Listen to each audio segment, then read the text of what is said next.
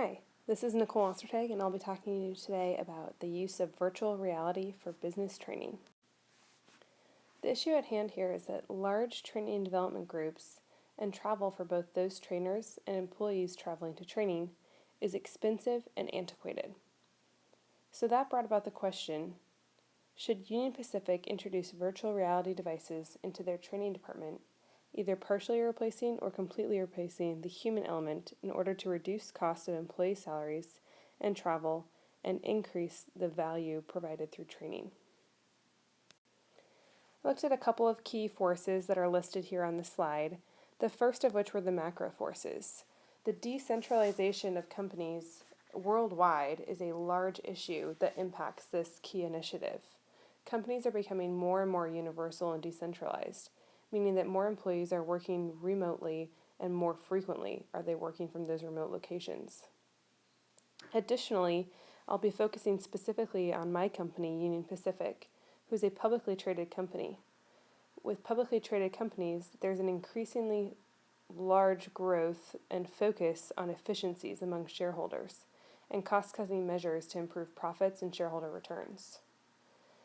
Executives, especially in today's environment, are constantly pressured to find ways to cut costs, evaluate headcounts, and innovate.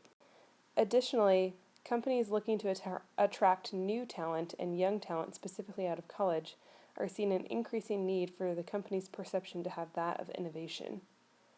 Finally, I looked at the state of the economy over the next 10 years and how that would potentially impact these decisions. Looking at the local issues, the railroad industry earnings and related job cuts have been a big concern for a lot of customers and employees. Railroad industry earnings across most of the Northern American railroads this year were down compared to 2014. Additionally, there's an expectancy among many of our customers who have become familiar with online technologies to continue to see new online or mobile railroad technologies rolled out in the future. So what is virtual reality? Virtual reality, or VR as you'll see it abbreviated, is a computer-generated 3D simulation that appears real to the user.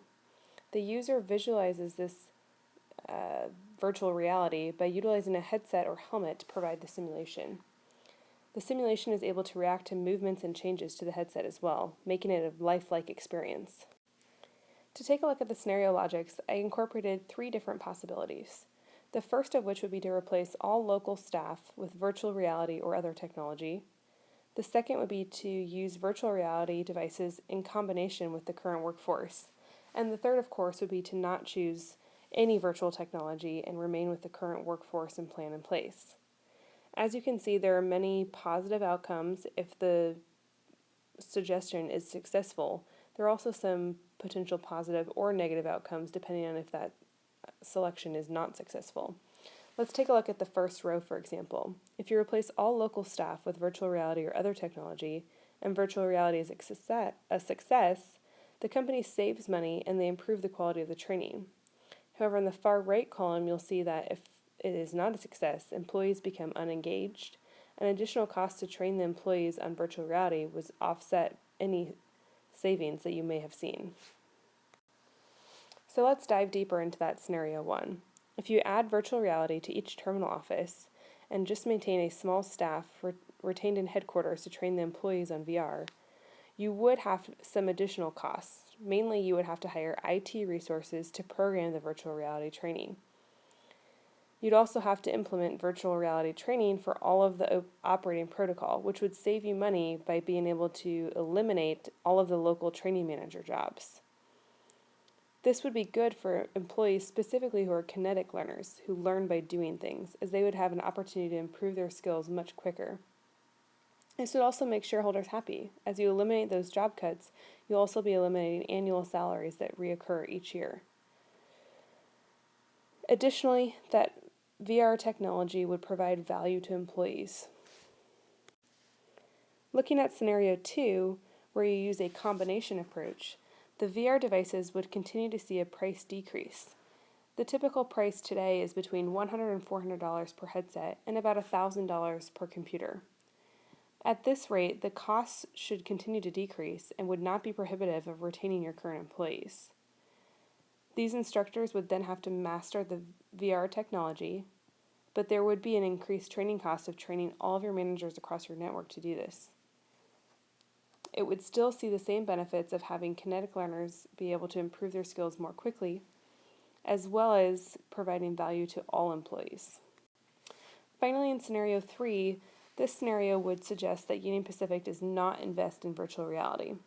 What could happen here is that other railroads invest in virtual reality and see those cost savings. That means not only does Union Pacific lose an edge on the efficiency spectrum and their operating and profitability ratios, but they could potentially lose a competitive edge for hiring talent due to this antiquated image. If you look at all of these scenarios, only scenario 1 reduces the costs that were critical in the very first slide.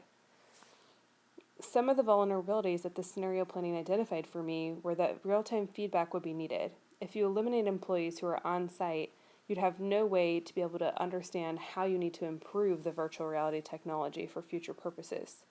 Having some type of method for customers or employees to provide real-time feedback would be critical.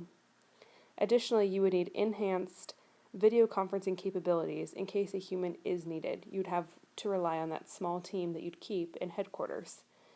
So that technology would also need to improve, which would be a tangent cost. And additionally, there still would be some travel required to train employees on how to use virtual reality. However, this should be a one-time cost. So how would we know if VR is working? You'll see VR technology continue to see the price reduced. As more people invest in this technology and work to create a better, more commercially viable option, you'll see that price go down and the cost savings go up. Additionally, VR companies will release business use programming. Ideally, this would be programming that you could implement at Union Pacific directly. Finally, VR technology improves for interactive programming based on user actions. This is something that you would see as companies continue to invest in this technology, that they'll further enhance the way that virtual reality reacts with the user. So my recommendation is that Union Pacific should invest in this technology. However, they should also partner with a VR developer. That way, they'd be the first ones to get tailored Union Pacific content. Additionally, as they'd be the guinea pigs, they'd be able to provide real-time feedback and influence the priority of enhancements needed to make this valuable for a business. Finally, being a leader in this industry would give UP an innovative image that would attract new talent.